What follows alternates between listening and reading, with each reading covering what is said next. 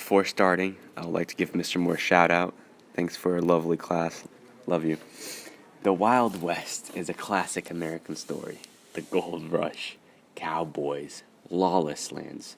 But in reality, there is so much more than just the Wild West. And for the most part, that stuff didn't even exist, and it's mostly exaggerated by Hollywood.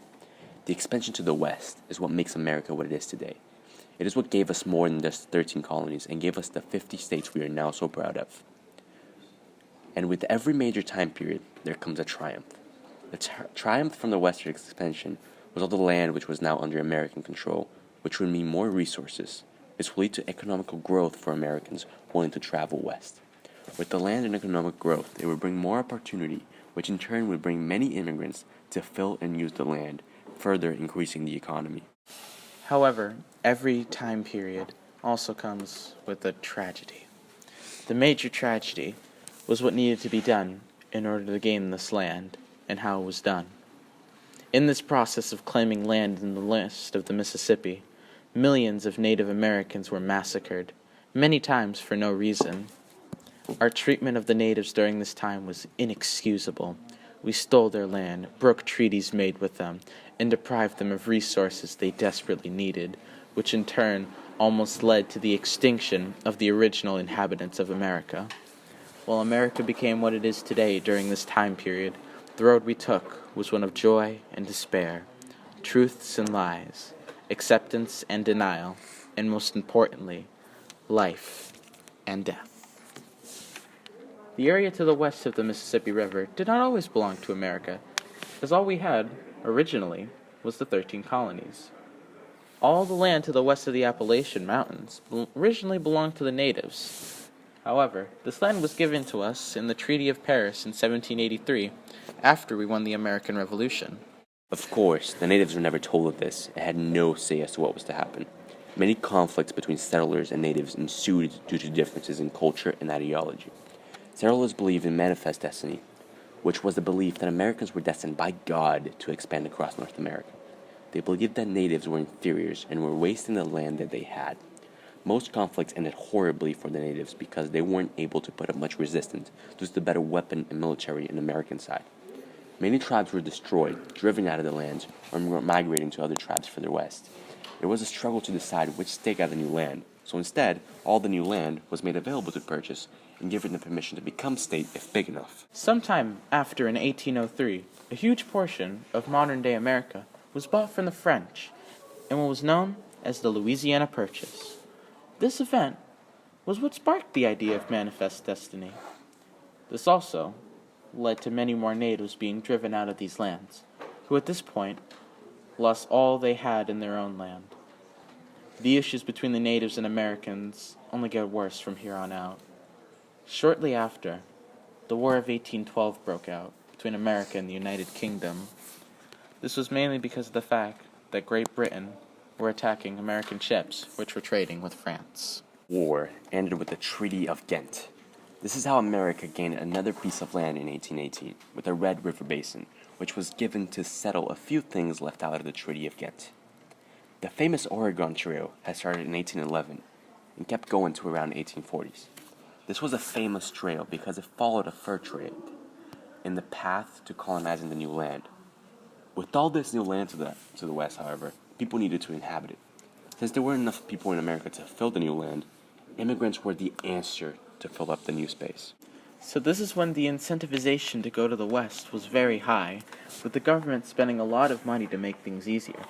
For example, they made the land very cheap, used propaganda, and built railroads to connect the west and the east, with some of the railroad connecting most of America being known as the Continental Railroad. This was all in an effort to get people going into these new lands. All this incentivization was needed because of all the natives who were attacking all the immigrants to the land, which was very much still fought for. The next piece of land acquired was Florida, which was gained from Spain in the Florida Treaty in 1819, and in turn, America recognized Spanish ownership over Texas.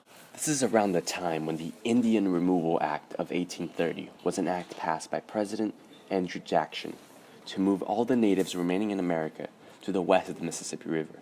This was inevitably coming after the pushing the natives back so far. Another commonly forgot thing is that Texas used to belong to Mexico, but had a revolution/uprising and decided to join America as the 28th state. This became known as the Texas annexation, which happened in 1845. In between all of that, we finally set the boundaries of where Canada would end and where America would start. This was known as the Oregon Treaty, which was written in 1846. This also gave us a little bit more of land.